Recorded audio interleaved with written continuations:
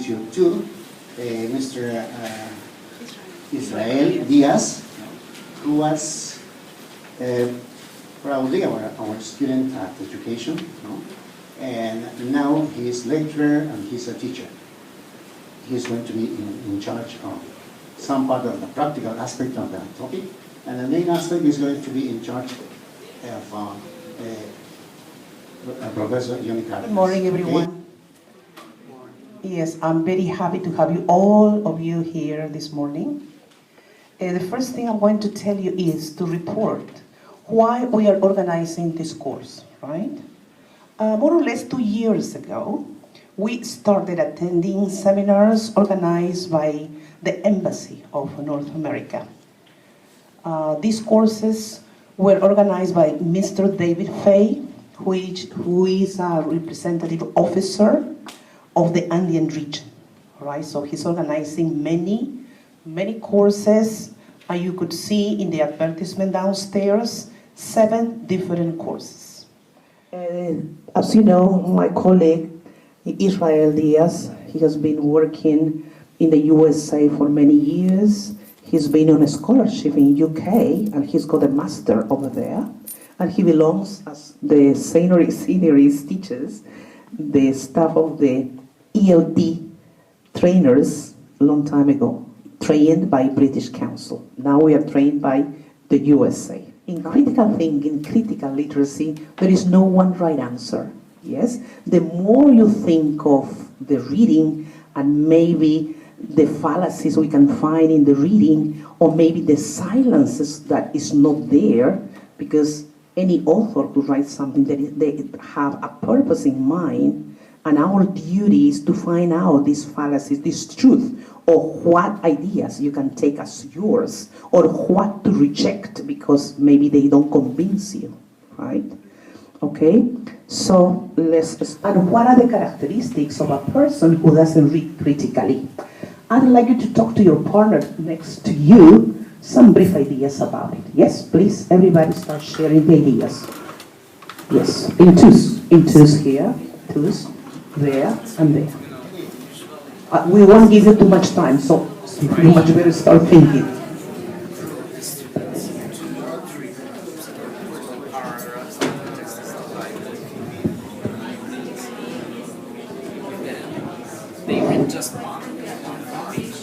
What are the characteristics of a person who doesn't read critically? Any idea? Yes, please.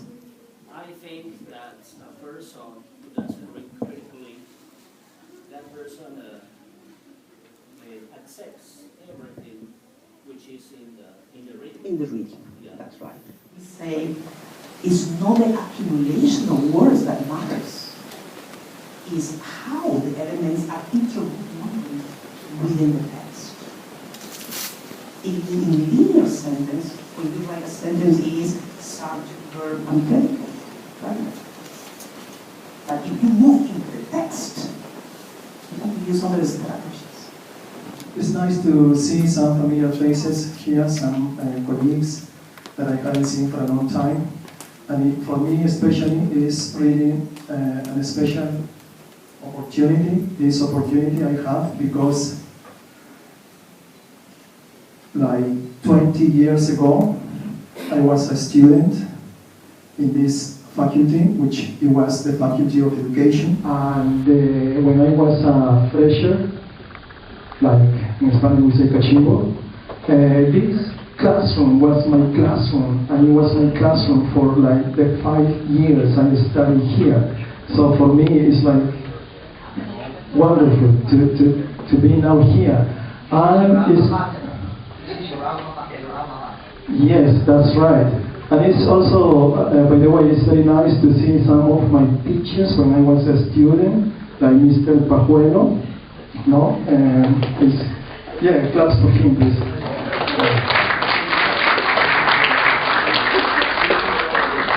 And also Mr. Victor Reyes, he's over there.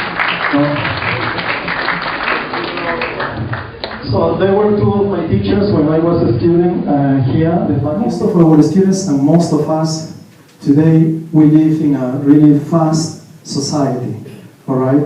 we barely have time to sit and read. And probably most of us don't even read that much, we as teachers. And if we do, then we may read just like headlines or our Facebook page, or some text messages, probably, and that's the most that we read, okay? Or our updates in Facebook. And why? Because we don't have the time. We are always rushing from one place to another place. We don't read critically because we haven't been taught to read critically. Okay? We haven't been taught. Johnny has given you the theory, and I'm going to try to give you some examples.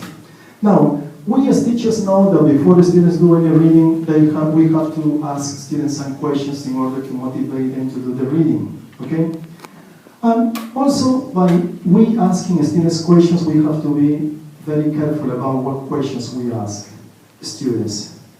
We need to also ask students critical questions, like that means questions that make them think. And believe it or not, some teachers still ask students what we call silly questions. There are two kinds of questions that we can ask our students. Smart questions, and the other ones are silly questions. Now, an example of a silly question is, you teacher, you ask the student, and you say, okay, look at the picture, each card has a number, and a silly question would be, okay, Pedro, please tell me, what's the color of card number 6? Okay, that would be a very silly question. Why is it a silly question? Because that question doesn't make a student think. Okay, so we need to think about what questions we ask our students, but the questions have to be the ones smart. And a smart question is a question that makes a student think. Now, what kind of question will make a student think?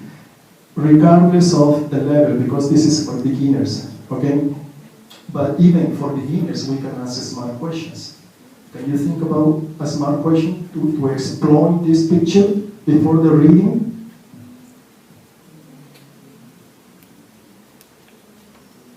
What make do you think they are? What make do you think they are? Okay, what make do you think they are? So, yes. Yes, okay, good. Which of these cards do you think is faster than all of them? That's right, which card is the fastest one, no?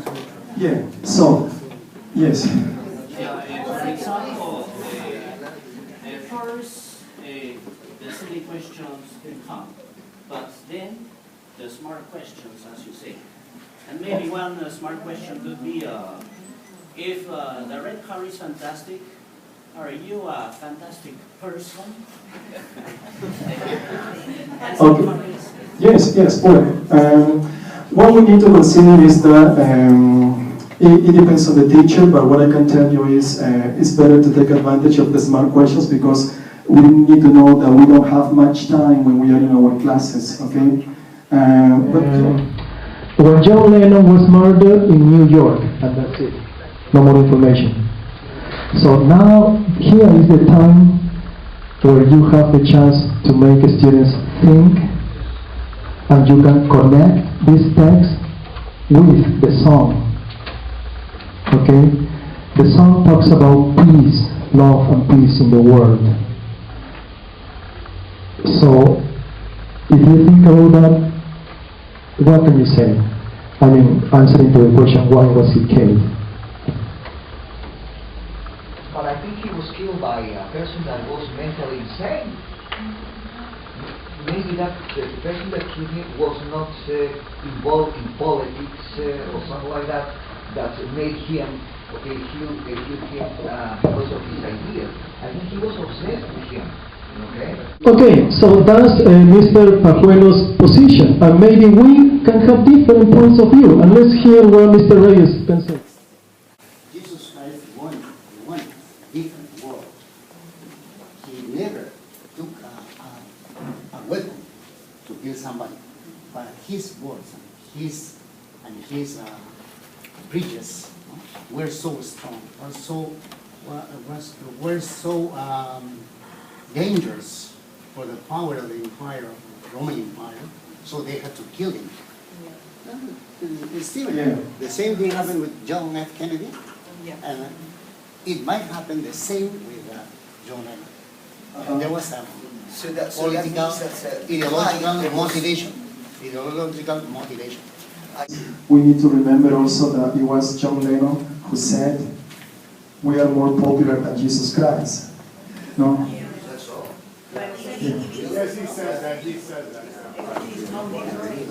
I had an experience teaching that song also, and I asked the students about what they think about that. Most of the students in that group didn't like that content because it was idealistic, they said. They didn't like. So that's why the teacher said, we have to be very careful with our opinion, with their opinion, so we have to know how to do it, how to lead the class. It has to be an open discussion. Yes, but it depends on It's good to share your opinions, but you have to make them on an equal level that they can, that they say, you're not God. No. My ideas are not absolute. Sure. Your ideas Just one are more just as idea. important as mine. That's right. Okay, thank you anyway. And as the last teacher said, you know, we can see that it's a very good point to talk about. It generates a lot of discussion, a lot of, it's very controversial, okay? It's very controversial. That's the spark for That's right. And at the end of the day, that's what we want from our students, to speak, to express their ideas, okay?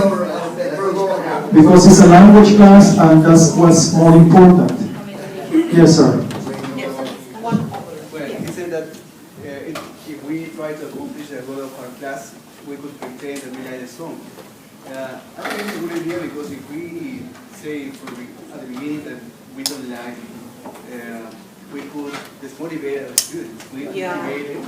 No, but we have to be always, we have to say, well, personally, I don't like, but they do like. So let's talk. That's right. But you're provoking, when you say you don't like something, you're provoking them to watch. And you're allowing the students to be able to emphasize their reasons why they don't like it.